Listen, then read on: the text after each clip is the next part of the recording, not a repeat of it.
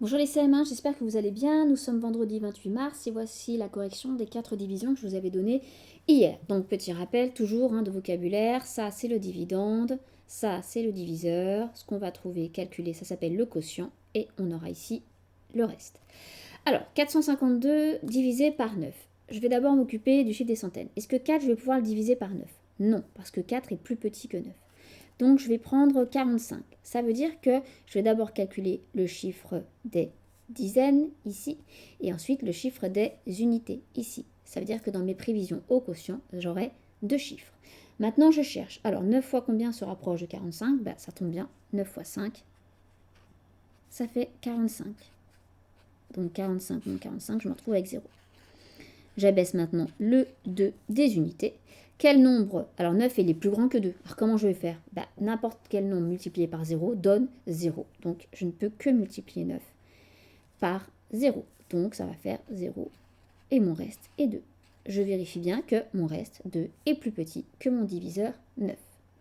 Ensuite, 635 divisé par 7. Est-ce que 6, je peux le diviser par 7? Non, car c'est plus petit. Donc je vais prendre directement 63.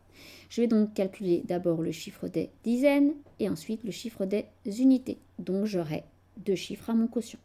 Alors je cherche 7 fois combien se rapproche de 63. Ça tombe bien, 7 fois 9 est égal à 63 dans la table de 7. Donc 0. J'abaisse maintenant le 5. 5 est plus petit que 7, donc je ne peux multiplier 7 que par 0. 7 fois 0, ça fait 0. Il me reste donc 5, et mon reste 5 est bien plus petit que mon diviseur 7. Ensuite, vous aviez 738 divisé par 6. Alors, est-ce que 7, je peux le diviser par 6? Bah oui, 7, c'est plus grand. Donc, je vais avoir d'abord le chiffre des centaines à calculer, ensuite celui des dizaines, et ensuite celui des unités. Ce qui veut dire que j'aurai 3 chiffres à mon quotient. Alors, 6 fois 1, 6, 7 moins 6, 1, j'abaisse le 3, 6 fois 2, 12, 13 moins 12, 1, et ensuite j'abaisse le 8. 6 fois 3, ça tombe bien, ça tombe juste, 18. Donc là, mon reste est égal à 0.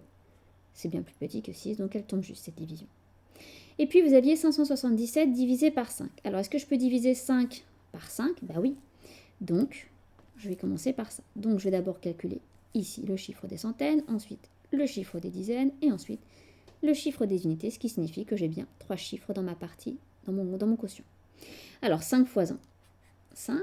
Donc, 5 moins 5, 0. J'abaisse le 7.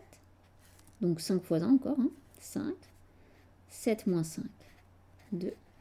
Et ensuite, j'abaisse une dernière fois le 7. Donc, 5 fois 5, 25. 27 moins 25, 2. Mon reste est bien plus petit que mon diviseur. Voilà, j'espère que ça a été